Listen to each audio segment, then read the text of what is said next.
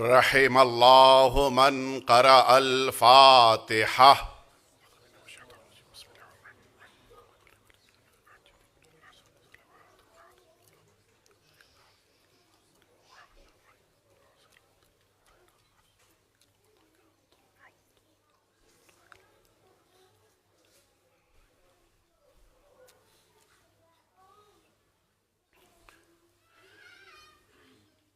لا حول ولا قوة إلا بالله العلي العظيم. حسبنا الله ونعم الوكيل، نعم المولى ونعم النصير. أعوذ بالله من الشيطان الرجيم. بسم الله الرحمن الرحيم. الحمد لله رب العالمين والعاقبة للمتقين،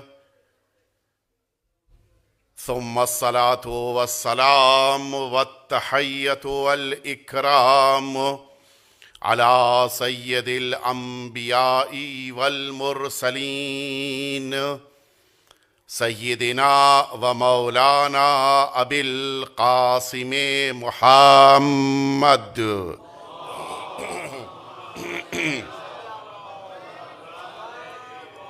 صلى الله عليه وعلى أهل بيته الأطيبين الأنجبين الذين أذهب الله عنهم الرجس وطهرهم تطهيرا. اللهم صل على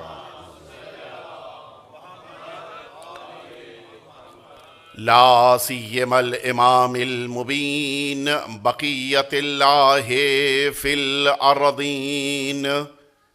أرواحنا وأرواح العالمين لتراب مقدمه الفداء، واللعنة الدائمة الباقية على أعدائهم أجمعين. أما بعد، فقد قال الله الحكيم في كتابه المبين: والفجر وليال عشر. ایک دفعہ مل جل کے آپ سبھی حضرات صلوات بھیج دیجئے.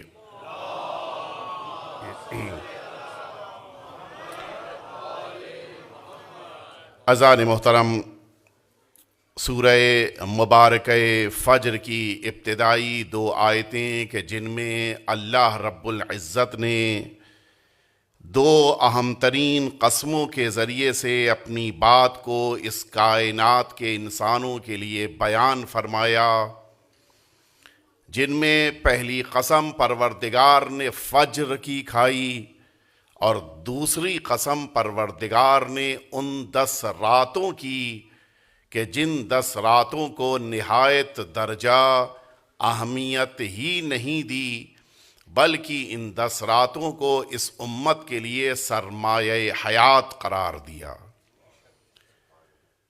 اور انہی 10 راتوں کے درمیان اب تقریباً ہم ان 8 راتوں اور 8 شبوں سے تقریباً فیضیاب ہو چکے، اور اب وہ رات بھی قریب آ رہی ہے کہ جو رات اس کائنات کے لیے سخت ترین شب شمار ہوتی ہے.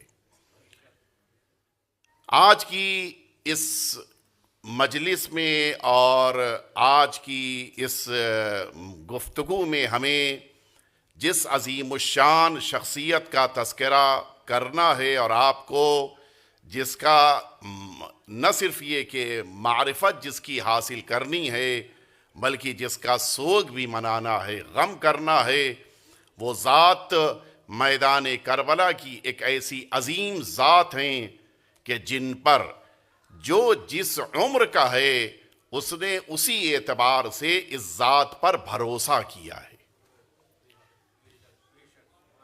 اگر بچوں کی بات کی جائے تو سب سے زیادہ اعتبار اسی غازی پر ہے. اگر جوانوں اور نوجوانوں کی بات کہی جائے تو سب سے زیادہ اعتماد غازی پر ہے۔ اگر بزرگوں کی بات کہی جائے تو سب سے زیادہ بھروسہ غازی پر ہے۔ حتیٰ خواتین کی اگر بات کہی جائے تو سب سے زیادہ اگر خواتین کو اطمینان ہے تو غازی پر ہے۔ اور اسی کے ساتھ ساتھ سب سے زیادہ جس پر بھروسہ کیا ہے میدان کربلا میں وقت کے نمائندہ پروردگار نے، وہ ذات بھی غازی کی ذات ہے۔ سب سے زیادہ اعتبار، سب سے زیادہ اعتماد، سب سے زیادہ بھروسہ اگر کسی ذات پر ہے تو اس ذات پر ہے کہ جنہیں میدان کربلا میں سرکار سید الشہداء نے قمر من الاقمار کہا ہے، یعنی روشن چاندوں کے درمیان سب سے زیادہ چمکنے والا چاند، یہ ٹائٹل دیا ہے سرکار سید الشہداء نے۔ اور بقیہ روایتوں میں آپ کا جو لقب وارد ہوا ہے وہ قمر بنی ہاشم ہے۔ یہ دو بھائی بہن میدان کربلا کے بالکل منفرد ہیں۔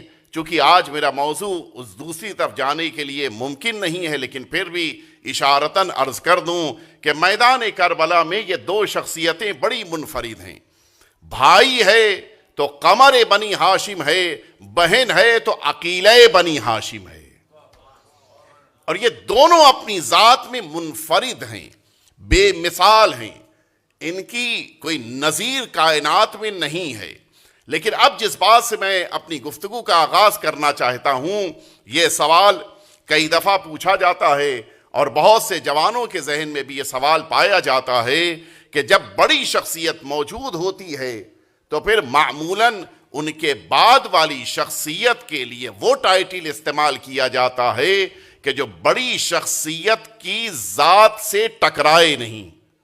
میں واضح کر دوں، اس میدان کربلا میں سب سے عظیم، سب سے بڑی، سب سے زیادہ منفرد شخصیت اگر کسی کی ہے تو فرزند رسول، فرزند زہرا، فرزند امیر المؤمنین سرکار سید الشہداء امام حسین علیہ السلام کی ہے۔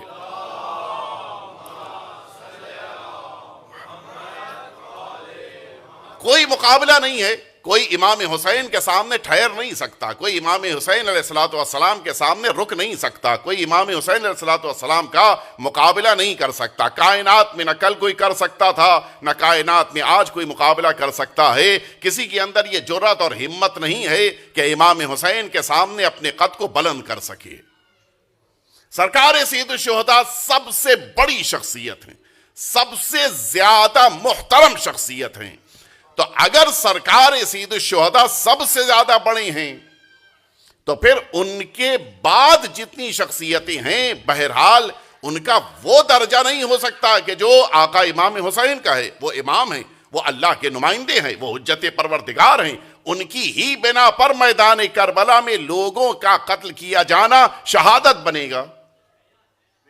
نہیں پتا آپ نے محسوس کیا نہیں محسوس کیا؟ اگر امام معصوم نہ ہوں تو پھر قتل رہ جائے گا، شہادت نہیں بنے گی۔ تو جس ذات کی بنا پر میدان کربلا میں شہادت بنی ہے وہ ذات امام حسین علیہ السلام کی ہے، تو ان کا مقابلہ کسی سے نہیں ہو سکتا۔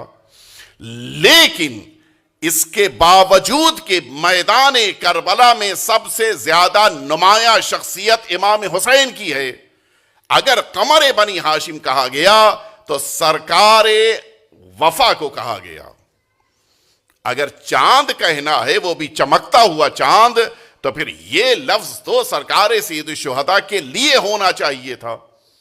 یہ ٹائٹل تو جناب سرکار امام حسین کے لیے استعمال کیا جانا چاہیے تھا۔ یہ سرکار وفا کے لیے کیوں استعمال ہوا؟ یہ ایک بات کہ جو اکثر ذہنوں میں پیدا ہوتی ہے کہ جس کی طرف مجھے آپ کو لے کر جانا ہے۔ واقعیت یہ ہے کہ میدان کربلا میں سرکار سید الشہداء کے بعد جو شخصیت سب سے بڑی دکھائی دیتی ہے، جو شخصیت سب سے زیادہ نمایاں دکھائی دیتی ہے، وہ ذات کوئی اور نہیں بلکہ سرکار وفا کی شخصیت ہے۔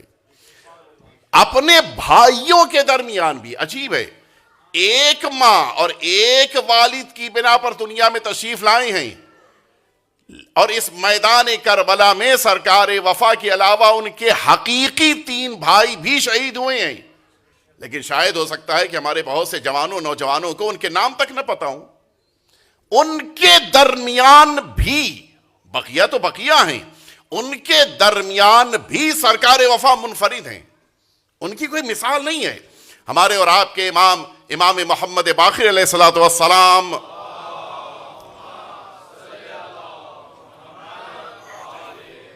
آقا کا وہ جملہ ہے کہ اِنَّ لِلْعَبَّاسِ لَمَنزِلَةً عِنْدَ اللَّهِ تَبَارَكَ وَتَعَالَى، میرے چچا جناب عباس کے پاس اللہ نے وہ درجہ رتبہ اپنے نزدیک قرار دیا ہے، عند اللہ، اللہ کے نزدیک وہ درجہ ہے کہ یغبطہ بہا جمیع الشہداء فی یوم القیامہ، فرمایا کہ قیامت کے میدان میں اس درجے کو دیکھ کر تمام شہداء غبطہ کر رہے ہوں گے۔ ذرا سا ڈیفرنس ہے حسد اور غبطہ کے درمیان۔ حسد کہتے ہیں کسی سے مال کو چھین کر خود کو فیضیاب کر لینا، یہ حسد ہے، لیکن غبطہ کہتے ہیں کسی کے مال کو دیکھ کر، کسی کی پوسٹ کو دیکھ کر اپنی خوشی کا اظہار کرنا۔ میدان محشر میں سرکار وفا کو جو اللہ درجہ اور رتبہ عطا کرے گا، سارے شہداء ناز کر رہے ہوں گے، فخر کر رہے ہوں گے۔ کیوں؟ سرکار وفا کو اتنا عظیم درجہ کیوں ملا؟ نہ بھائیوں کو وہ درجہ ملا، نہ بقیہ اصحاب امام حسین میں کسی کو یہ درجہ ملا۔ عجیب ہے، اصحاب امام حسین کے درمیان اگر کسی کو تنہا امان نامہ مل رہا ہے تو سرکار وفا کو مل رہا ہے۔ جب کوئی بڑا مارکا ہوتا ہے تو دشمن یہ چاہتا ہے کہ سامنے کی فوج کا جو سب سے زیادہ بہادر ہے اسے توڑ کر اپنے سے ملا لیا جائے، نتیجے میں وہ لشکر کمزور ہو جائے گا، ہمارا لشکر مضبوط ہو جائے گا۔ میدان کربلا میں صرف اگر امان نامہ آیا ہے تو جناب عباس کے لیے آیا ہے۔ یہ امان نامہ شمر کی طرف سے لے کر آنا بتا رہا ہے کہ شمر اگر کسی سے ڈر رہا ہے تو صرف غازی عباس سے ڈر رہا ہے، خوف ہے تو صرف غازی کا خوف ہے۔ اور پھر اب جملہ آپ کے ذہنوں کے حوالے کیے دیتا ہوں، غازی نے اس موقع کے اوپر کیا جواب دیا؟ مجھے وہ امان نامہ نہیں چاہیے۔ امان نامے میں لکھا تھا کہ آپ جہاں چاہیں چلے جائیں، آپ کے کوئی بھی مزاحمت نہیں کرے گا، آپ کو کوئی تکلیف نہیں پہنچائے گا، آپ کو کوئی غضب نہیں پہنچائے گا۔ یہ لکھوا لیا تھا ابن زیاد کے ذریعے سے، اس کے اوپر باقاعدہ تحریر تھا کہ یہ عباس ہماری پناہ میں ہیں۔ اور وجہ بھی ہے، اس وجہ میں مجھے تفصیل میں نہیں آنا ہے، اس لیے کہ بقیہ باتیں اہم ہیں، ان کو مجھے پیش کرنا ہے۔ غازی کے لیے امان نامہ آ رہا ہے اور یہ کہہ کر واپس لوٹا دیا کہ ویل ہو تمہارے پر، جہنم میں جاؤ تم، مجھے تمہارا امان نامہ نہیں چاہیے ہے۔ جب میرا امام مشکلات میں ہے تو عباس آرام نہیں اٹھا سکتا۔ یہ معیار دیا ہے ساری امت کے لیے۔ امام کی مشکل ہماری مشکل ہے، امام کی سختیاں ہماری سختیاں ہیں، وہ مشکلات میں ہو ہم آرام سے نہیں رہ سکتے۔ توجہ ہے، یہ معیار دیا ہے۔ اور اب آپ متوجہ ہوئے، غازی کو امان نامہ مل رہا تھا، لیکن یہ منفرد صحابی امام حسین ہیں کہ جنہوں نے امان نامے کو ٹھکرا کر خود وفاداری کا تمغہ لے لیا۔ اب جملہ آپ کے ذہنوں کے حوالے کر رہا ہوں، وہ بھی اصحاب پیغمبر میں تھے کہ جو رسول کو چھوڑ کے وفادار بننا چاہتے تھے۔ عباس وہ صحابی حسین ہیں کہ جو امان نامہ چھوڑ کر وفادار بن رہے ہیں۔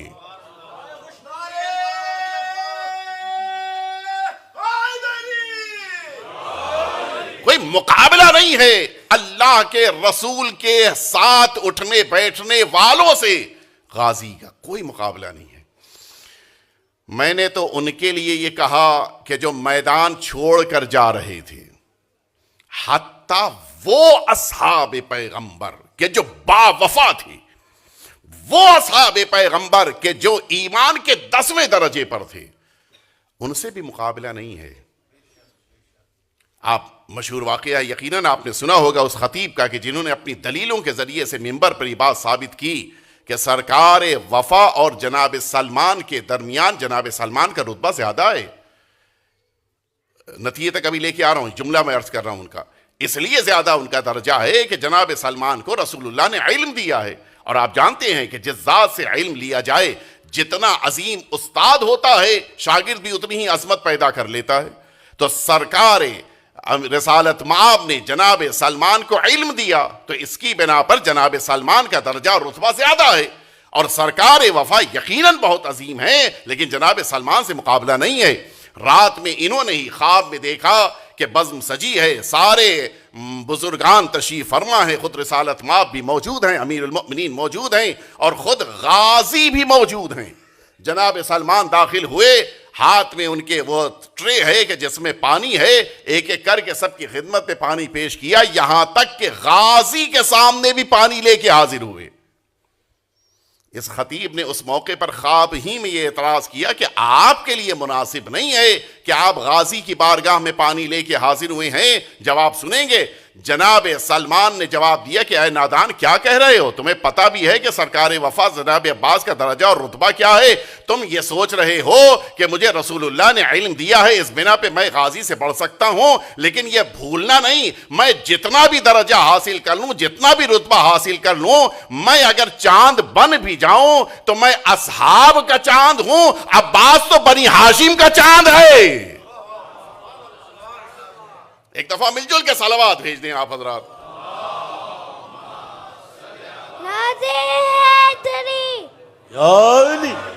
دیکھیے آپ توجہ دیں، اس بات کو آپ اچھے سے محسوس کر سکتے ہیں۔ آپ میں سے بہت سے افراد ہوں گے جو افریقہ بھی گئے ہوں گے، اور آپ اس وقت ایسے ملک میں ہیں کہ جہاں جو انسان کے چہرے کا انداز ہے وہ بالکل افریقہ میں رہنے والوں کے بالکل اپوزٹ، بالکل اگینسٹ ہے نہیں، دو جگہ کے چہرے الگ الگ ہوتے ہیں۔ مثلا ہم اور آپ جس موقع کے اوپر افریقہ جاتے ہیں، کہا جاتا ہے کہ بھائی ان کا چہرہ تو صاف ہے، یہ گورے ہیں، لیکن جب آسٹریلیا جاتے ہیں تو اب وہ گورا پن ختم ہو گیا ہمارا، اب یہاں کوئی ہم کو گورا کہنے پہ تیار نہیں ہے۔ کیوں؟ اس لیے کہ جن کے درمیان گورے کہلائے تھے وہ سمجھنے کی ضرورت ہوتی ہے۔ ہم ہر ایک کے درمیان گورے نہیں کہلائیں گے، افریقیوں کے بیچ میں گورے کہلائیں گے، لیکن کمال تو اس کا ہوگا کہ جو آسٹریلیا والوں کے بیچ میں رہنے کے باوجود گورا کہلائے۔ آپ نے توجہ فرمائی، یہ بڑا اہم ہوتا ہے کہ یہ بتایا جائے کہ یہ خوبصورت ہے تو کن کے درمیان خوبصورت ہے؟ امتیوں کے درمیان خوبصورت نہیں ہے، اصحاب کے درمیان خوبصورت نہیں ہے، جناب عباس بنی ہاشم کے درمیان خوبصورت ہے۔ کون جناب عباس کی عظمت کو محسوس کر سکتا ہے؟ آپ جانتے ہیں ہر انسان کا ایک نام ہوتا ہے اور ایک اس کا ٹائٹل ہوتا ہے کہ جو اس کی تعلیم کی بنا پر اس سے وابستہ ہو جاتا ہے۔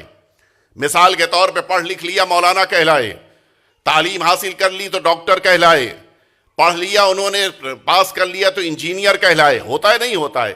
اور اب کچھ دنوں کے بعد نام کے پہلے وہ لفظ، وہ ٹائٹل آئے گا، انجینئر فلاں، ڈاکٹر فلاں، مولانا فلاں، یہی تو ہوگا نا۔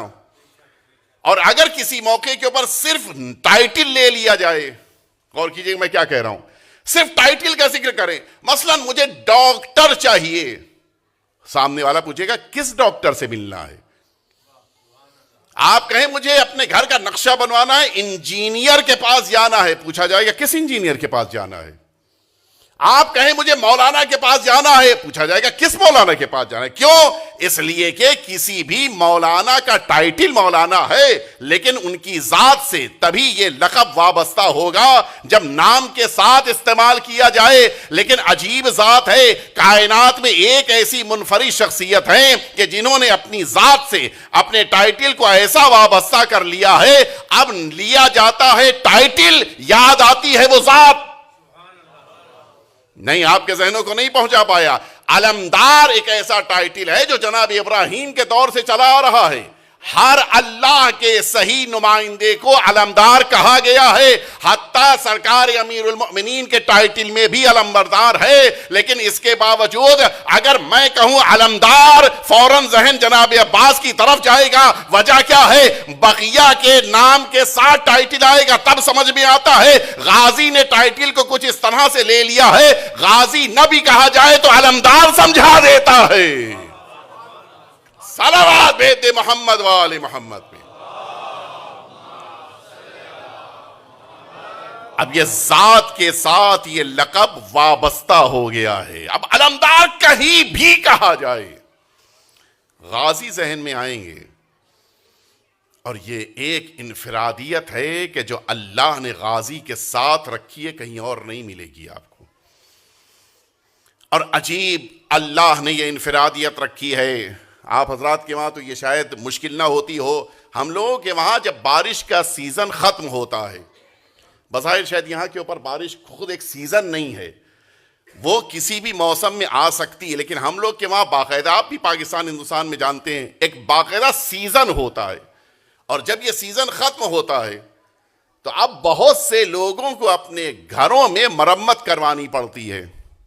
دیوار میں پانی آ گیا، اس کو مرمت کروانا پڑے گا، اگر یہ پانی رہ جائے گا تو دیوار کچھ دنوں بعد گر جائے گی۔ کبھی کبھی ہوتا ہے کہ بیس میں پانی آ گیا ہے، اگر اس کو وہاں سے نہیں خالی کیا گیا تو کچھ دنوں بعد بیس کے لیے خطرہ ہو جائے گا، پوری عمارت گر سکتی ہے یا نہیں ہے؟ کبھی کبھی ایسا ہوتا ہے کہ چھت میں پانی آ گیا ہے، اب اس کو سکھانے کے لیے کچھ حصہ کھولا جائے گا، اس کے بعد دوبارہ اس پہ پلاسٹر چڑھایا جائے گا، اس لیے کہ پانی کی عجیب خاصیت ہے، اگر پانی کچھ دیر ٹھہرا رہ جائے تو آس پاس کی چیزوں کو گرا دیتا ہے۔ دنیا میں ہم نے پانی کی تاثیر یہ دیکھی ہے کہ جہاں پر ہوتا ہے وہ آس پاس کی چیزوں کو گرا دیتا ہے، لیکن ایک منفرد بارگاہ ہے جہاں زمین میں پانی بہ رہا ہے، عمارت اپنی مضبوطی کے ساتھ ٹھہری ہوئی ہے، وہ ایک اکیلی بارگاہ غازی عباس کی ہے۔ مجھے جملہ کہنے دیجئے، دنیا میں پانی کی تاثیر گرانا ہے، غازی کی بارگاہ میں آ جانے والا پانی شفا عطا کرتا ہے۔ صلوات بھیج دے محمد وآل محمد پہ۔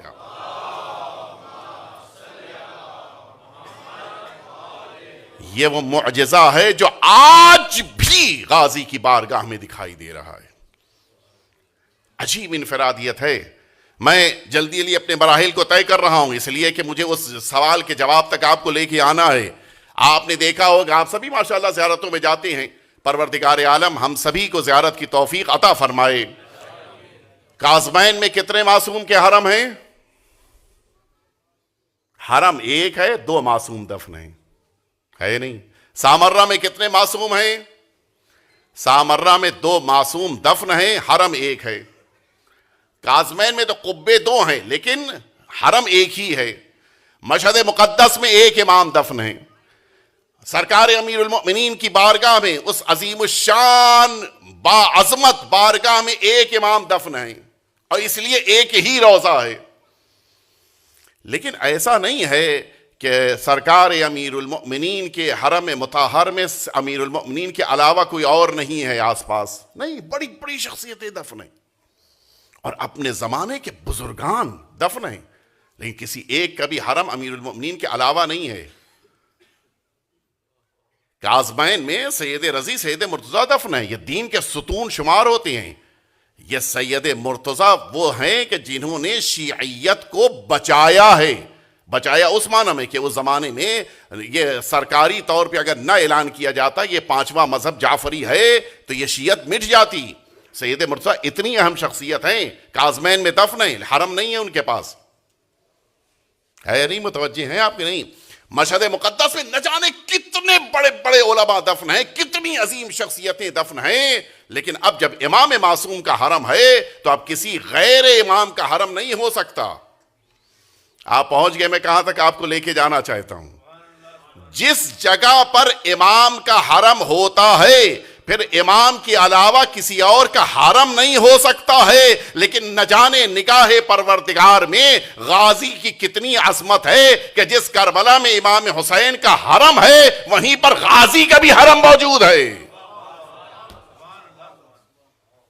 اور یہ اپنی طرف سے نہیں ہے، دیکھیے یہ ذہن میں رکھیے گا، یہ اپنی طرف سے نہیں ہے، یہ خود چوتھے امام نے دفن فرمایا ہے۔ امام معصوم کا عمل ہے، انسانی دخالت نہیں ہے کہ عام انسان نے جذبات میں یہ جملہ کہہ دیا، یہ جذبات میں یہ کام کر دی، نہیں، چوتھے امام نے خود دفن فرمایا ہے وہاں پر۔ بقیہ گنج شہداء میں دفن ہوئے، لیکن غازی کو الگ جہاں پر شہادت وہیں پر دفن فرمایا ہے۔ توجہ فرمائیے، یہ عظمت ہے غازی کی۔ میں عرض کروں کہ غازی کی بہادری کے جوہر تو عجیب ہیں۔ میں ایک جملہ آپ حضرات کے ذہنوں کے حوالے کر رہا ہوں، توجہ دیجیے گا۔ غازی کی بہادری تو اس زمانے میں بھی سامنے آئی ہے، البتہ بعض روایتیں ہیں، بعض روایتوں کی بنا پر میں یہ عرض کر رہا ہوں کہ جب عمر مبارک غازی کی کل 11-12 سال کی ہے اور جنگ صفین میں امیر المؤمنین نے اپنے اس بیٹے کو میدان جنگ میں بھیجا ہے تو عجیب انداز سے بھیجا ہے۔ غور کیجئے میں کیا کہہ رہا ہوں، عجیب انداز سے بھیجا ہے۔ غازی جب میدان میں جنگ کرنے کے لیے آئے ہیں تو چہرے پر نقاب ہے، اور ساری امت یہ کہہ رہی تھی، سارا شام سے آنے والا لشکر کہہ رہا تھا کہ خود امیر المؤمنین علی ہیں جو میدان جنگ میں آ گئے ہیں۔ دائیں طرف جاتے تو لوگ کہتے علی آ گئے، علی آ گئے، بائیں طرف جاتے تو لوگ کہتے علی آ گئے، علی آ گئے، سیدھے نکل پڑتے تو لوگ کہتے علی آ گئے، علی آ گئے۔ کائنات میں یہ اکیلی ذات ہے جناب عباس کی کہ جو دشمنوں سے بھی علی علی کہلوا لیتے ہیں۔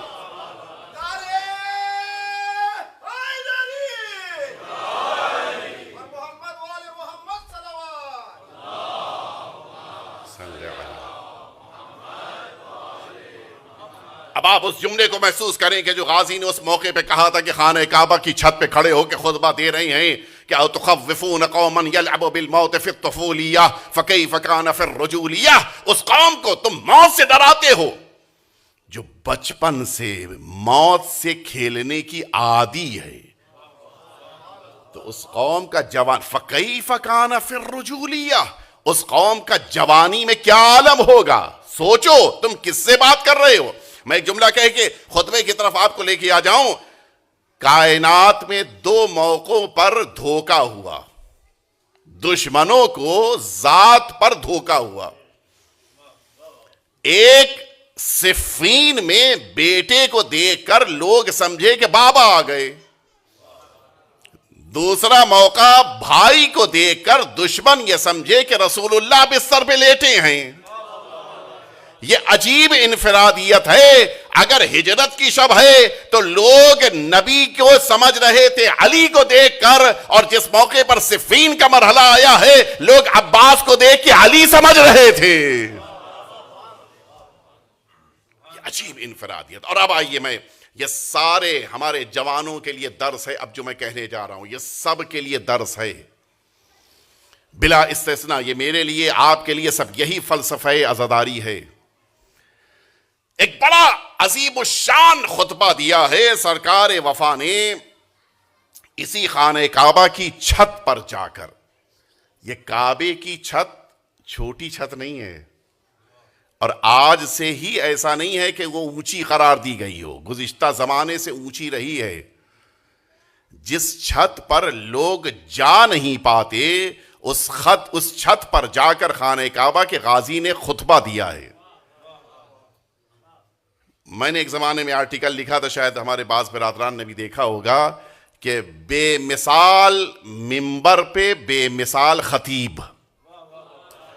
دنیا میں ایسا آپ نے خطیب نہیں دیکھا ہوگا، نہ ایسا منبر دیکھا ہوگا۔ جملہ کہاں سے شروع کیا سنیں گے آپ؟ فرماتے الحمدللہ الذی شرف ھذا بقدوم ابی من کان بالامس بیتا اصبح قبلۃ۔ تمام تعریفیں اس پروردگار کے لیے ہیں کہ جس ذات نے اس خانہ کعبہ کو، اشارہ کیا، اس خانہ کعبہ کو ان کے والد کے آنے سے برکت عطا کی۔ کچھ غور کیا آپ نے؟ یہ جملہ کس کے لیے فرمایا؟ سرکار امیر یہ سارے جوانوں کے لیے درس ہے۔ ہم بزرگان تو واقف ہیں، بزرگان سے نہیں کہہ رہا ہوں، ہم سے مراد یہ کہ ہم سب کو توجہ دینی چاہیے۔ جو والد سرکار سید الشہداء کے ہیں وہی سرکار ابو الفضل عباس کے بھی ہیں، والد میں فرق نہیں ہے۔ اس کے باوجود یہ کہہ سکتے تھے کہ یہ خانہ کعبہ ہے کہ جس کو شرف میرے والد کے آنے سے ملا ہے، لیکن میرے لفظ نہیں کہا، بقدوم ابی ہے، فرمایا یہ امام حسین کے والد کے آمد کی بنا پہ کعبے کو شرف ملا ہے۔ یہ انکسار ہے غازی عباس کا کہ اپنے والد کے بجائے امام کے والد کا تذکرہ کر رہی ہیں۔ یہ امت کو بتانا چاہ رہی ہیں جب امام کے سامنے موجود ہو پھر تمہاری کوئی شخصیت نہیں ہے، جو شخصیت ہے وہ امام کی شخصیت ہوتی ہے۔ ایک دفعہ مل جل کے صلوات بھیج دیا آپ حضرات۔ اور پھر کیا فرمایا؟ من کان بالامس بیتا اصبح قبلۃ، جو کل تک یہی صرف اللہ کا گھر تھا وہ اس امام حسین کے والد کی آمد کی بنا پہ کیا بن گیا؟ قبلہ بن گیا۔ من کان بالامس بیتا اصبح قبلۃ، یہ کل تک صرف اور صرف اللہ کا گھر تھا، امیر المؤمنین کے آ جانے کے بعد قبلہ بنا ہے۔ اس کے معنی ہیں لوگ سمجھتے ہیں کہ امیر المؤمنین کے کعبے میں آ جانے سے امیر المؤمنین کو فضیلت ملی ہے۔ غازی نے اعلان کر دیا یہ فضیلت علی کی نہیں ہے کہ وہ کعبے میں آئے ہیں، یہ فضیلت کعبے کی ہے کہ علی آ گئے ہیں۔ کوئی یہ نہ سوچے کہ امیر المؤمنین کے فضائل میں اضافہ ہو گیا، امیر المؤمنین کے فضائل میں اضافہ نہیں ہے، یہ کعبے کو شرف ملا ہے۔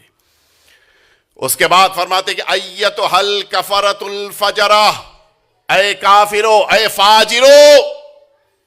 سن لیا جملہ آپ نے؟ خانہ کعبہ میں اندر کون آ سکتا ہے؟ حتیٰ پورے مکے میں داخل ہونے کے لیے آج بھی شرط ہے کہ مسلمان ہونا چاہیے، اور اس زمانے ہی سے جب فتح مکہ ہو چکا اب یہ قید لگا دی گئی کہ خانہ کعبہ کے اندر ہر وہی انسان آئے گا جو اسلام کا کلمہ پڑھ رہا ہوگا۔ غازی آپ جب خطبہ دے رہے ہیں تو ان لباس حج میں آنے والے حاجیان کرام کو، جو مسلمان ہیں، جو اسلام کے والے سمجھے جاتے ہیں، جو حج کرنے آئے ہیں، 8 کو خطبہ دیا ہے، سارا مجمع حاجیوں کا ہے۔ یہ جو حج کرنے آئے ہیں ان کو آپ ایتھا الکفرۃ الفجرہ کہہ رہے ہیں، اے کافرو، اے فاجرو، میری بات سنو، یہ ان میں سے تو کوئی کافر نہیں ہے، ان میں سے تو سب پکے مسلمان سمجھے جاتے ہیں، ان کے تو اچھے اچھے نام ہیں، یہ تو وہ لوگ ہیں کہ جو مسلمان کی آغوش میں پرورش پا رہے ہیں۔ لیکن غازی کا جملہ بتا رہا ہے مسلمان وہ نہیں ہوتا ہے کہ جو کعبے کا حج کرنے آ جائے، مسلمان وہ ہوتا ہے جو امام معصوم کی بیعت میں آ جائے۔ پر جملہ آپ کے ذہنوں کے حوالے کر رہا ہوں، خدا کا انکار کافر نہیں بناتا ہے، حسین کا انکار بھی کافر بنا دیتا ہے۔ صلوات بیت محمد وآل محمد پہ۔ اور پھر اس کے بعد فرماتے ہیں کہ آؤ میں تمہیں بتائے دیتا ہوں، اگر تمہیں حسین کو قتل کرنا ہے میں طریقہ بتائے دیتا ہوں۔ کیا طریقہ ہے؟ کہا یہی گمان، یہی وہم پیدا ہوا تھا قریش کو کہ وہ رسول اللہ کو قتل کرنا چاہتے تھے، لیکن جب تک امیر المؤمنین علی با حیات رہے رسول اللہ تک ان کے ہاتھ نہیں پہنچ پائے، اور جب تک عباس زندہ رہے گا تمہارے ہاتھ حسین تک نہیں پہنچ پائیں گے۔ غازی نے بڑی آسانی سے، بڑے آسان لفظوں سے اس امت کو بتا دیا کل جو حال قریش کا تھا آج تمہارا ہے، کل جو حال رسول اللہ کا تھا آج وہی حال امام حسین کا ہے، کل جو حال رسول اللہ کے ساتھ امیر المؤمنین علی کا تھا وہی حال آج ہمارا ہے۔ مولا نے پیغام دے دیا، پہچانو تو وقت کا ظالم کون ہے، وقت کا رسول کون ہے، وقت کا علی کون ہے۔ ایک دفعہ اور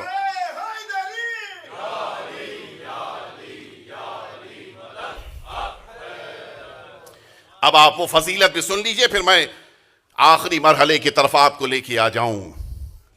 سرکار وفا کے القاب میں ایک لقب باب الحسین ہے۔ باب یعنی دروازہ، اسی لیے ہمارے بزرگ حتیٰ مرحوم آیت اللہ شہید باقر الصدر بھی جس موقع پہ کربلا معلی آتے تھے تو کوشش کرتے تھے کہ سرکار وفا کے حرم کے پاس کہیں قیام کریں۔ پہلے سرکار وفا کی بارگاہ میں آ کے زیارت پڑھ کے اجازت لیتے تھے، پھر آقا کی بارگاہ میں آتے تھے۔ پہلے دروازے پر آؤ پھر امام کے پاس جاؤ، اسی لیے اللہ نے باب الحسین کہا ہے۔ آپ کچھ متوجہ ہوئے؟ یہ سرکار وفا کا وہ لقب ہے کہ جس لقب کو معصوم نے عطا کیا ہے۔ سرکار وفا باب الحسین ہیں.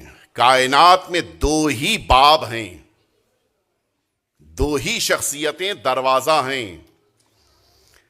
وہ والد ہیں کہ جو باب شہر علم پیغمبر ہیں، یہ بیٹا ہے جو باب الحسین ہے. اگر پیغمبر تک جانا ہوتا ہے تو ضروری ہے کہ دروازے پہ آؤ، اگر حسین تک آنا ہے تو ضروری ہے کہ دروازے پہ آؤ. بس جملہ آپ کے ذہنوں کے حوالے کر رہا ہوں. کائنات نے نہ والد کو پہچانا نہ بیٹے کو پہچانا ہے. تب تک رسول نہیں ملیں گے جب تک علی کے پاس نہیں آؤ گے، جب تک عباس کے پاس نہیں آؤ گے حسین نہیں ملنے والے ہیں. اسی لیے غازی کو باب الحسین کہا گیا ہے. انفرادیتیں اللہ نے بڑی عطا کی ہیں، ان سبھی تک میں نہیں جا سکتا، نہیں پہنچ سکتا. لیکن ہاں آئیے میں اس جواب کی طرف لے کر چلوں کہ کیوں سرکار وفا کو اللہ نے باپ ہونے کے ساتھ ساتھ قمر بنی ہاشم قرار دیا. کیوں قمر بنی ہاشم کہا؟ اس کی ایک وجہ لکھی ہے علماء نے. دیکھیے اس میں کوئی حقیقت نہیں کہ میدان کربلا میں سرکار سید الشہداء سے بڑی کوئی ذات نہیں، سب سے عظیم شخصیت ہے. لیکن چاند اگر کہا گیا، اور یہ میں خود نہیں کہہ رہا ہوں، خود امام حسین نے کہا تھا، نفسی فداک ارکب نفسی فداک، بھائی میں تم پہ قربان ہو جاؤں، جاؤ. جا کے جب شمر آیا تھا اس موقع بھی جملہ فرمایا تھا کہ ارکب نفسی فداک، عباس گھوڑے پر بیٹھو، جاؤ بات کرو، میں تم پر قربان ہو جاؤں. کائنات امام حسین پہ قربان ہونے کی تمنا کرتی ہے، حسین خود کو عباس پہ قربان کرتی ہیں. یہ جو اس کے بعد فرمایا تھا کہ تم قمر بنی ہاشم، تم قمر من الاقمار ہو، یہ جو سرکار وفا کا لقب ہے قمر من الاقمار، اس کی وجہ ہے اس کائنات میں ہمارے پاس دو سورس آف لائٹ ہیں. ایک یہ فلک پہ چمکنے والا سورج، دوسرا یہ چاند. لیکن ان دونوں کی لائٹس میں ایک بنیادی فرق ہے. وہ بنیادی فرق یہ ہے کہ سورج کی جو روشنی ہے وہ ذاتی ہے، چاند کی جو روشنی ہے وہ کسبی ہے، یعنی وہ لیتا ہے اس لیے چمک رہا ہے. آپ کے سروں پہ اس وقت جو چاند چمک رہا ہے وہ اس بنا پر کہ دنیا میں دوسرے گوشے میں سورج چمک رہا ہے، اس کی روشنی چاند تک آ رہی ہے، لہٰذا آپ کو یہ چاند چمکتا ہوا دکھائی دے رہا ہے. اس کے معنی ہے چاند کے پاس اپنی ذاتی لائٹ نہیں ہے، پرسنل لائٹ نہیں ہے، اس کے پاس خود اپنا کچھ نہیں ہے. جو کچھ بھی ہے اس نے سورج سے لیا ہے، جو بھی روشنی ہے وہ آفتاب کے ذریعے سے اس تک پہنچی ہے. اب آپ متوجہ ہوئے روایتوں میں امام معصوم کو سورج کہا گیا ہے. 8ویں امام کی روایت موجود ہے کہ الامام کالشمس، امام سورج کے جیسا ہوتا ہے. یہ عجیب انفرادیت ہے. میدان کربلا میں اللہ نے امامت کی شکل میں سورج کو قرار دیا ہے، سرکار وفا کی شکل میں چاند کو قرار دیا ہے. اب جتنی روشنی سرکار وفا کے پاس ہے وہ سب آقا حسین سے عطا کی ہوئی ہے. ایک دفعہ مل جل کے صلوات بھیج دیں آپ حضرات.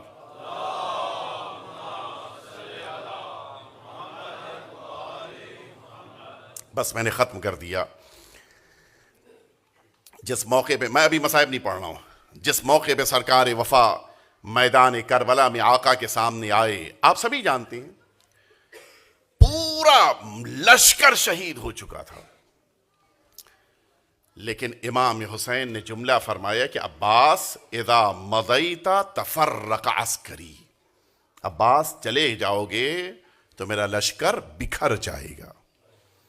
کب آئے تھے غازی؟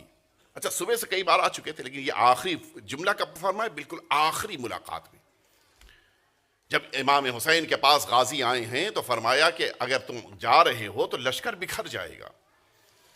کیا امام حسین کو، ہمیں آپ کو پتا ہے، کیا امام حسین کو یہ بات نہیں پتا ہے کہ حبیب شہید ہو چکے ہیں؟ میں مصائب ابھی نہیں پڑھ رہا ہوں. کیا امام کو نہیں خبر ہے معاذ اللہ کہ زہیر ابن قین شہید ہو چکے ہیں؟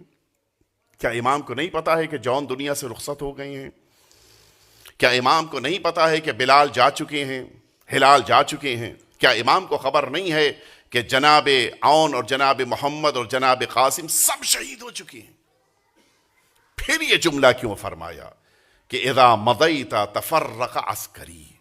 اس کی ایک بنیادی وجہ ہے، بنیادی وجہ یہ ہے کہ ہماری نگاہیں یہ سوچتی ہیں کہ غازی امام حسین کے سامنے جب آ کے اجازت لے رہے ہیں تو ایک بھائی ہے کہ جو آقا کے سامنے کھڑے ہو کے اجازت طلب کر رہا ہے۔ اپنی نگاہوں سے عباس کو نہ دیکھو، نگاہ حسین سے عباس کو دیکھو۔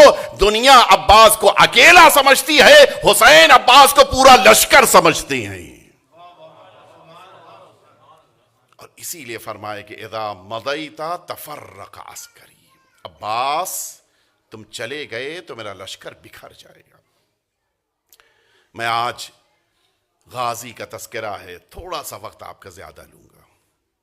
تبریز میں ایک عظیم الشان عالم مجتہد فقیہ گزرے ہیں اپنے زمانے کے، تبریز کے نہیں ہے، واقعہ تبریز کا ہے، اپنے زمانے کے بڑے عظیم الشان مجتہد گزرے ہیں جن کا تذکرہ 3 دن پہلے آیا تھا، آج پھر آ رہا ہے، اور عاشورہ کے بعد کی جو مجلس ہے اس میں بھی آئے گا۔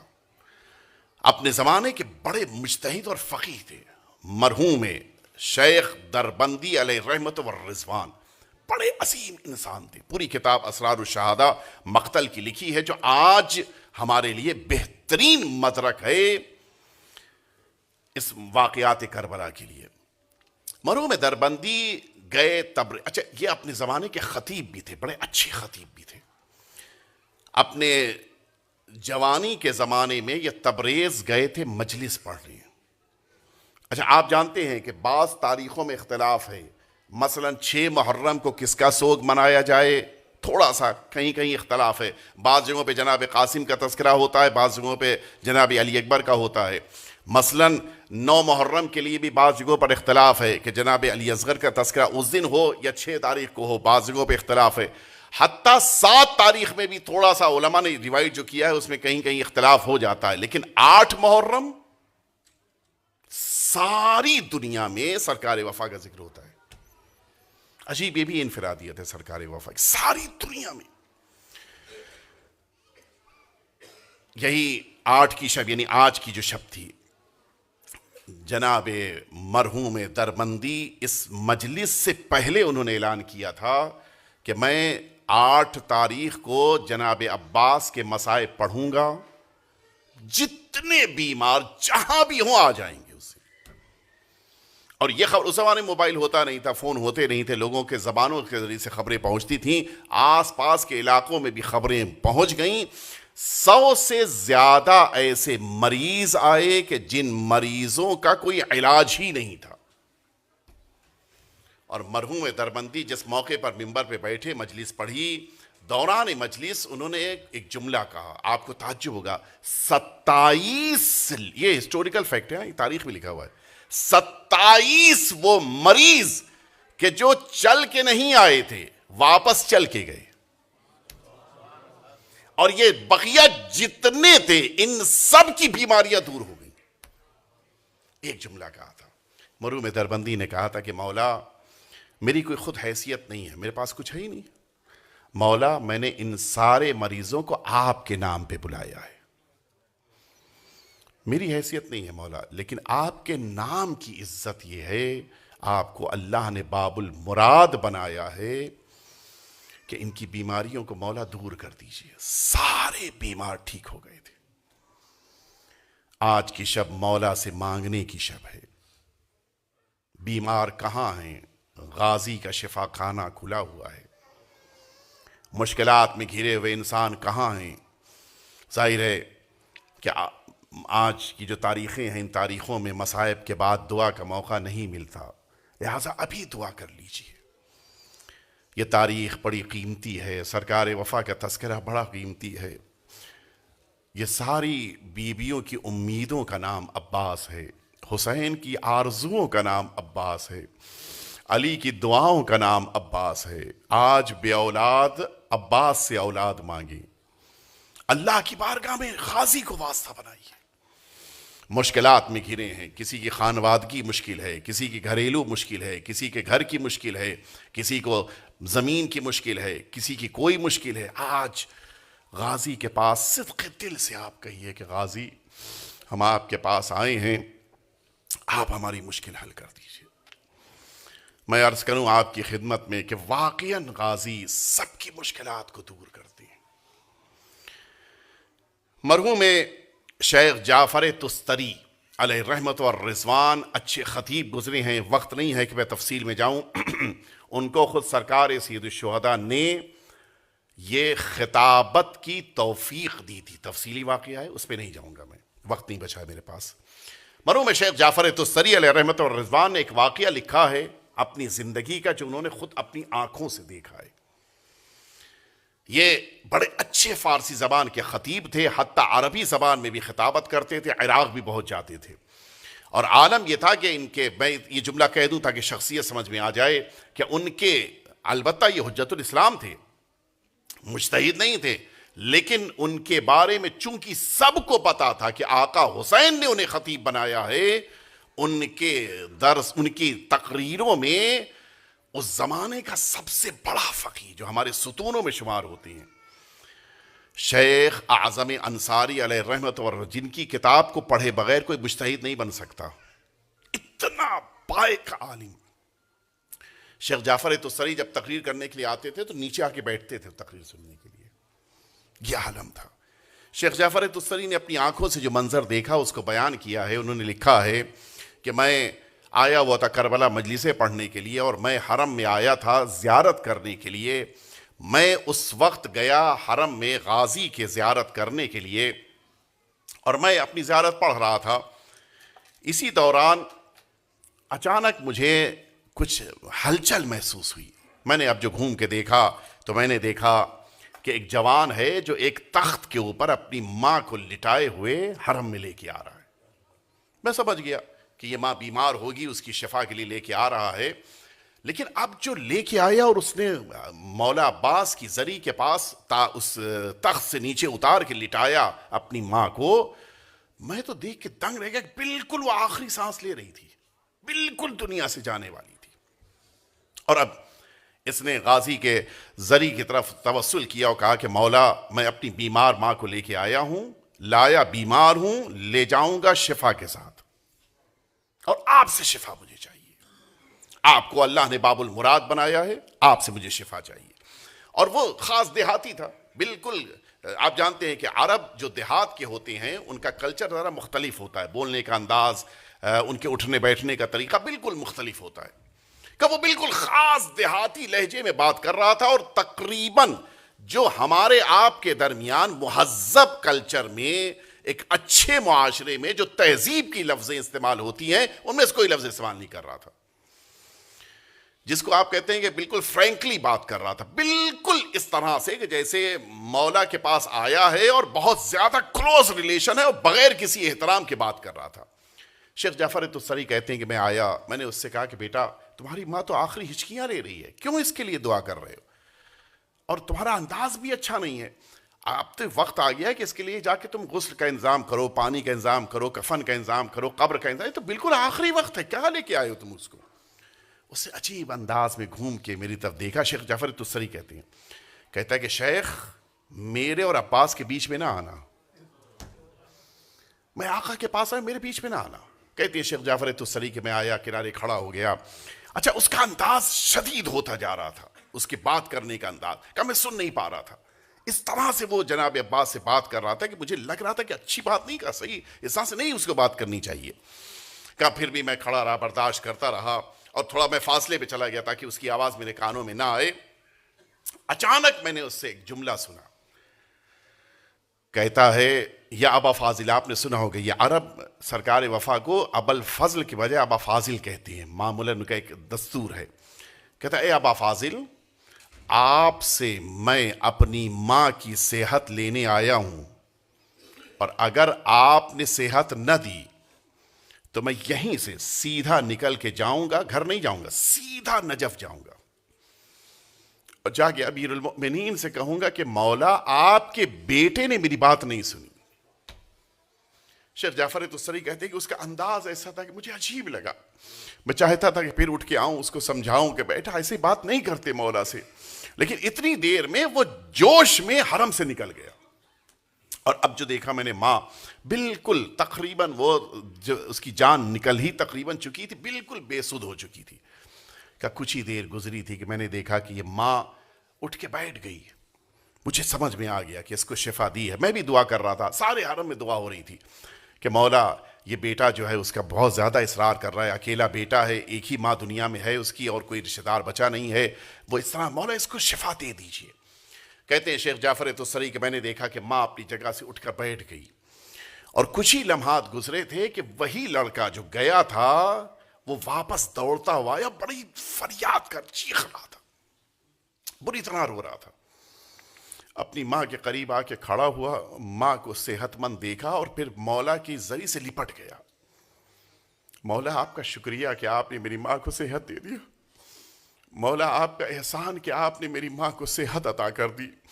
عجیب انداز میں فریاد کر رہا تھا. اس نے اپنی ماں کو سہارے کے ذریعے سے اٹھایا اور پھر مولا کی زری کا طواف کرتے ہوئے یہی جملے کہتا جا رہا تھا. اور کچھ دیر کے بعد باہر نکلنے لگا.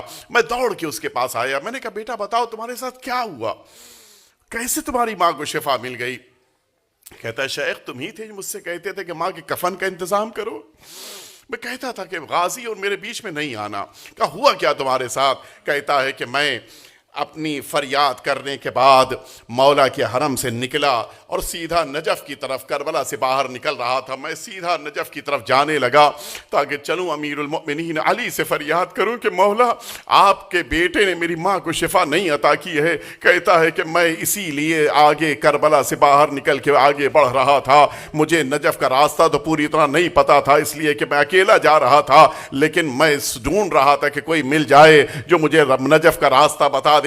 کہتا ہے کہ اچانک میرے قریب سے ایک گھڑ سوار گزرنے لگے. میں نے ان سے پوچھا کہ یہ بتائیے کہ نجف کا راستہ کس طرف سے ہے. انہوں نے مجھ سے پوچھا کہ بتاؤ نجف جا کے کیا کرو گے. کہتا ہے کہ میں نجف جا رہا ہوں تاکہ امیر المؤمنین سے ان کے بیٹے کی شکایت کروں. پوچھا کیوں شکایت کرنا چاہتے ہو؟ کہا اس لیے کہ امیر المؤمنین کے بیٹے غازی عباس نے میری ماں کو شفا نہیں دی ہے. دنیا میں میری ماں کے علاوہ کوئی اور نہیں ہے. یہ ماں میرے لیے بڑی قیمتی ہے. وہ شخص کہتا ہے کہ اگر تمہیں پتہ چل جائے کہ تمہاری ماں کو صحت مل گئی ہے تو کیا تم کربلا واپس چلے جاؤ گے؟ کہاں پھر تو میں کربلا چلا جاؤں گا. وہ آنے والی شخصیت کہتی ہے کہ جاؤ کربلا واپس چلے جاؤ، اس لیے کہ تمہاری ماں کو شفا مل گئی ہے، تمہاری ماں کو صحت مل گئی ہے. کہتا ہے کہ میں نے کہا کہ کیا بھروسہ میں جاؤں اور شفا نہ ملی ہو تو پھر مجھے واپس آنا پڑے گا. وہ شخصیت کہتی ہے کہ اگر یہی بات ہے آؤ میں تمہیں اپنے گھوڑے پہ بٹھا کے کربلا پہنچائے دیتا ہوں. کربلا آ کے تم خود دیکھ لینا، اگر واقعا شفا نہ ملی ہوگی میں خود تمہیں امیر المؤمنین کی بارگاہ میں لے کے چلوں گا، پھر جو شکایت کرنا ہو کر لینا، لیکن پہلے چل کے ماں کو دیکھ تو لو. کہتا ہے کہ میں نے کہا ٹھیک ہے میں آپ کے ساتھ چلنے کے لیے تیار ہوں. سنو گے عزادارو، کہتا ہے کہ میں نے ان ذات سے کہا کہ میں کیسے چلوں؟ کہا میرے گھوڑے پہ بیٹھ جاؤ. میں نے ان سے کہا کہ آپ کے گھوڑے کو میں نے دیکھا، گھوڑا اتنا بلند ہے کہ میں بغیر سہارے کے گھوڑے پہ نہیں بیٹھ سکتا. سنو گے عزاداروں، وہ کہتا ہے کہ آپ کے گھوڑے پہ میں خود سے نہیں بیٹھ سکتا ہے، آپ سہارا دیں تاکہ میں آپ کے گھوڑے پہ بیٹھ جاؤں. وہ جوان کہتا ہے کہ اے شیخ، بس جیسے ہی میں نے یہ جملہ کہا آواز دیا کہ میرے دونوں ہاتھ میدان کربلا میں قلم ہو گئے تھے.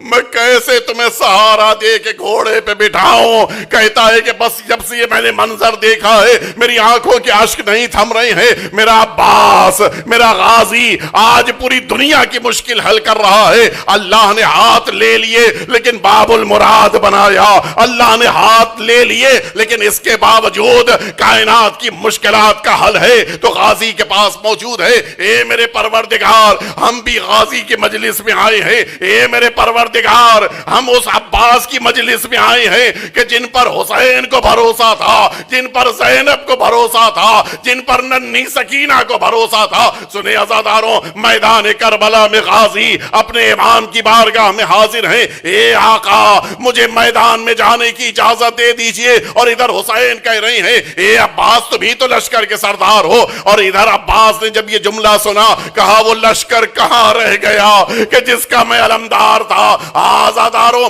یہ جملہ کہنا تھا۔ حسین کہتے ہیں اے عباس اگر جانا ہی چاہتے ہو تو پہلے بچوں کے لیے پانی کا انتظام کر دو۔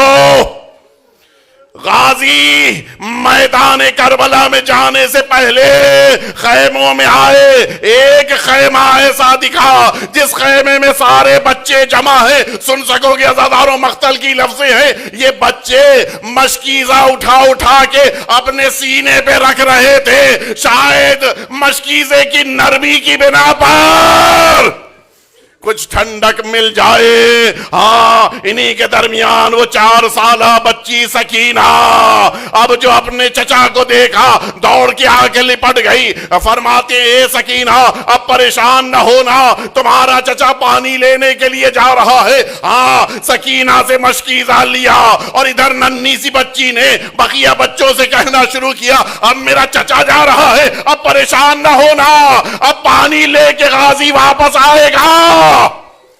غازی میدان کربلا کی طرف چلے، لیکن عجیب انداز ہے، ایک ہاتھ میں مشکیزہ دوسرے ہاتھ میں علم لے کے اب جو غازی میدان کربلا میں آ رہے ہیں، دشمنوں میں ہمت نہیں ہے کہ غازی کے راستے کو روک سکے۔ لیکن سنو گے عزادارو، غازی اب جو میدان کربلا میں نہر فرات تک پہنچے، اپنے مشکیزہ کو بھرنے سے پہلے چلو میں پانی لیا، دنیا کو بتانا تھا کہ غازی کو دیکھو کتنا اپنے امام کا اطاعت گزار ہے، پانی پھینک دیا، میں تب تک نہیں پیوں گا جب تک میرا حسین نہ پی لے، میں تب تک نہیں پیوں گا جب تک 4 سالہ سکینہ۔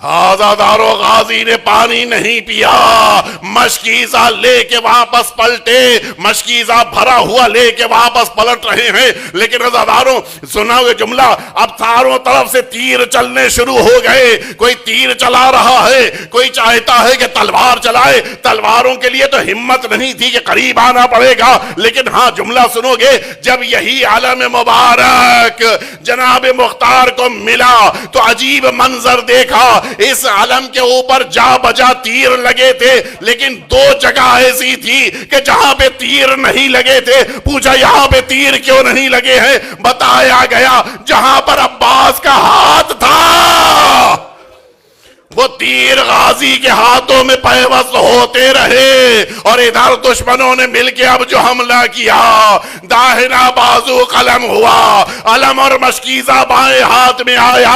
غازی نے جب اس منظر کو دیکھا فرماتے واللہ ان قطعتم یمینی، اگر تم میرا داہنا بازو بھی قلم کر دو گے میں اپنے امام کی حمایت سے نہیں رکنے والا۔ لیکن ہاں دشمنوں نے دوسرا حملہ کیا، غازی کا بایاں بازو بھی قلم ہو گیا، یہ علم مبارک زمین پہ آ گیا، لیکن مشکیزہ ابھی بھی دہنے اثر میں ہے۔ غازی نے آگے بڑھنا شروع کیا، اس موقع کے اوپر عجیب گفتگو ملتی ہے، میں تفصیل میں نہیں جاؤں گا۔ اس موقع کے اوپر عمر ابن سعد کہتا ہے یہ کیسے ممکن ہے جس کے دونوں بازو قلم ہو جائیں، پورا بدن لہو لہان ہو چکا ہو، وہ پھر بھی کیسے آگے بڑھ رہا ہے؟ کسی نے کہا وجہ یہ ہے کہ اس شخصیت کی جان ہے جو اس مشکیزے میں ہے۔ بس یہ جملہ سننا تھا، تیر اندازوں کو حکم دیا گیا، فضاؤں میں سنسناتے ہوئے تیر چلنا شروع ہوئے۔ اب جو تیر مشکیزے میں لگا غازی کی امیدیں ختم ہو گئی، غازی نے اپنے گھوڑے کو گھمایا، لیکن یہی وہ لمحہ تھا کہ آنکھ میں آ کے ایک تیر پیوست ہوا۔ آپ سنیں گے سید کاظم سے ان کے دوست نے کہا میں نے غازی کو خواب میں دیکھا ہے۔ غازی نے کہا کہ سید کاظم میرے مصائب نہیں پڑھتا ہے۔ اس نے پوچھا کہ کون سی مصیبت نہیں بیان کرتے؟ کہا میرا گھوڑے سے زمین کربلا پہ آنا وہ مصیبت ہے کہ جس کا تذکرہ نہیں ہوتا. آقا آپ فرما دیجئے. سنو گے عزادارو جملہ مولا فرماتے ہیں میری ایک آنکھ میں تیر لگا تھا, میں تیر کو نکالتا تو کیسے نکالتا, میرے دونوں بازو قلم ہو چکے تھے. سنو عزادارو سنو, یہ مولا کا جملہ ہے, میں نے اپنے دونوں زانووں کو ذرا سا زین سے بلند کیا اور اب جو سر جھکایا تاکہ تیر کو زانووں میں دبا کے نکالے, یہی وہ لمحہ تھا. ایک شقی نے ایسا گرز مارا, میرا سر پارا پارا ہوا, میں زمین کربلا کی طرف چلا. لیکن ہائے مصیبت, ہر غازی, ہر مجاہد جب بھی زمین پہ آتا تھا ہاتھوں کے ذریعے سے تھام لیتا تھا. وہ غازی کیا کرے جس کے دونوں بازو قلم ہو چکے ہیں. لیکن ہاں عزادارو سنو, ابھی شبیہیں آ جائیں گی, شبیہوں میں آپ دیکھیں گے آج علم مبارک تو ہے لیکن تابوت نہیں ہے. وجہ یہ ہے حسین نے میدان کربلا سے غازی کا علم تو خیمے تک پہنچایا ہے, تابوت لے کر نہیں گئے. سنیں گے عزادارو, علامہ امینی کی تحقیق ہے, میں درمیان کے مصائب کو چھوڑتے ہوئے آگے بڑھ رہا ہوں. علامہ امینی کا جملہ ہے میدان کربلا میں حسین جب بھی مشکلات میں گھر جاتے تھے آتے تھے اپنی بہن کے پاس اور زینب سکون عطا کر دیتی تھی, زینب سہارا دیتی تھی. اے زینب میرا حبیب قتل ہو گیا, اے زینب میرا زہیر چلا گیا, اے زینب میرا جون چلا گیا, اور زینب نے سہارا دیا. لیکن میدان کربلا میں ایک ایسا موقع آیا, بہن خیمے میں انتظار کرتی رہی, حسین خیمے میں نہ آئے.